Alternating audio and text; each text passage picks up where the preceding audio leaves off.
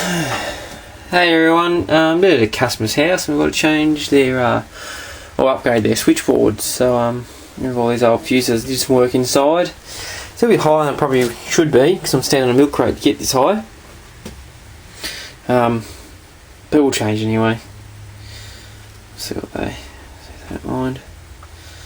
Anyway, there we are. I'll rip into it. Righto, all the meters are, all the switchboards gone, as you can tell. Here it is down there. Pull the meters off. I've actually wired this one properly with the main neutral going all the way through. Here's the top all the way through, and they've just sweated on or joined on a small neutral to go to the neutral bar here that feeds the meters, because the actual neutral doesn't need to run through these, and they found over here it was burning out the coils, so in doing that they just run the main load through it. Anyway, so they're just a couple of very late model M3s, 2006. But yeah, we'll get the new one in there and I'll make a start on the new one. Righto, we're back here. The meter panel's back on. That took a while, longer than I wanted to. It was very, very hard to get back on because of the size of the cable. I don't know if it's Australian standard, but it definitely is law in Tasmania from the connection company called Aurora. There they are there. Then on the meters. The neutral has to follow all the way through.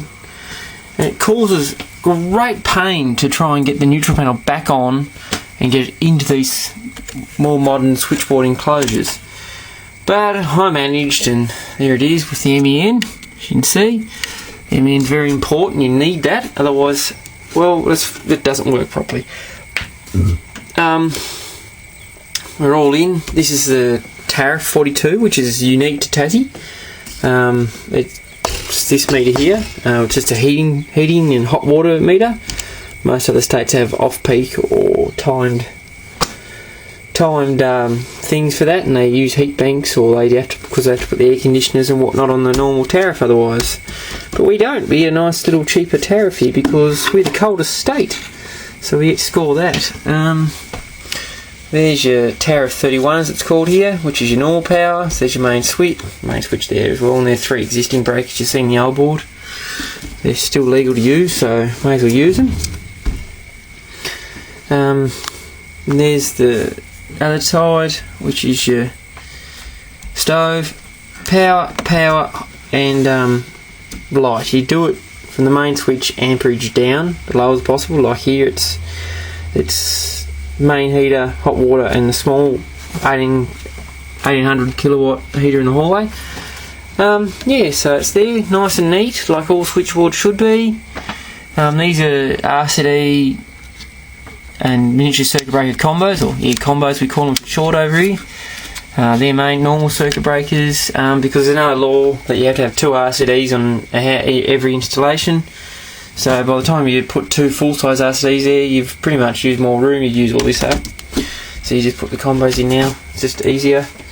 But there, all nice and neat. You got to keep your switchboards neat, so people can get in there and put more stuff in here. Because I think she's getting solar panels, this lady, put in later. But nonetheless, that's the way a switchboard should look inside. For the Australian viewers, you get to have an overnice look in here, because in Australia you're not allowed to go in here yourself. Other countries would probably...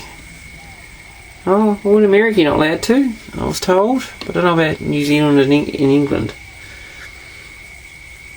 Anyway, I'll do a quick video on the covers back on, but that's about it. There we are, all done. All labelled up.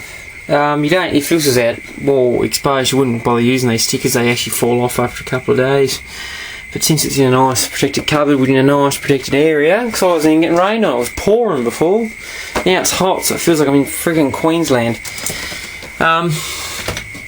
Stupid Tasmanian weather, it's been late. That's why I've been doing much in the shed, because it's been raining the last 4 or 5 days. Anyway, unfortunately, the problem with fitting RCDs to old houses, this occurs. That won't reset, or won't set. So there's hopefully something that's plugged in that's dodgy, so I'll have to go find out what it is, get the spare key and work it out. What a bugger. Anyway, see you later.